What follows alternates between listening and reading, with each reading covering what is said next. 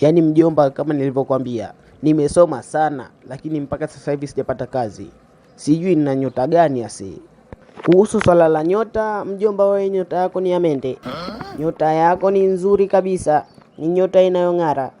Lakini tatizo lako, ulisoma ukamaliza lakini haukunifuata mie mjomba wako. Haukunifuata. Sasa hapo mjomba, tuseme ndo ningekufuata sasa, wewe ungeweza kunipatia kazi gani? Shida ndo inapoanzia hapo. Shida yako unadharau sana.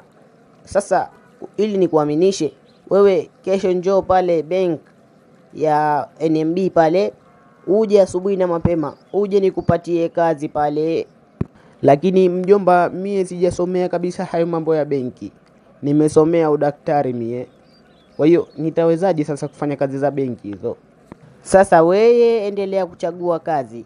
Kama unataka kazi na unania kupata kazi, fika pale NMB asubuhi na mapema ili uweze kupata kazi. Sasa wewe endelea kutegemea hiyo elimu yako ya udaktari.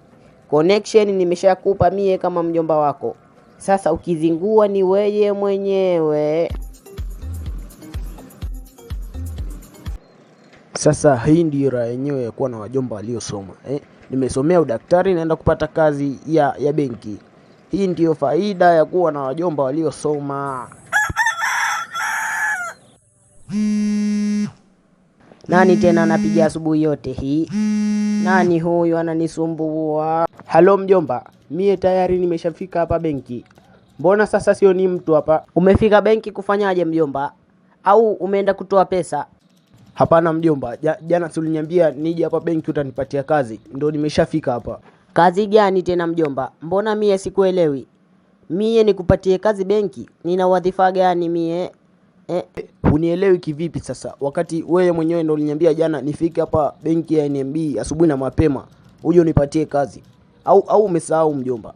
Hizo zilikuwa ni akili za bangi mjomba. Ondoka hapo benki mara moja, wasije kukuitia mwizi. Zilikuwa ni akili za bangi mjomba wangu.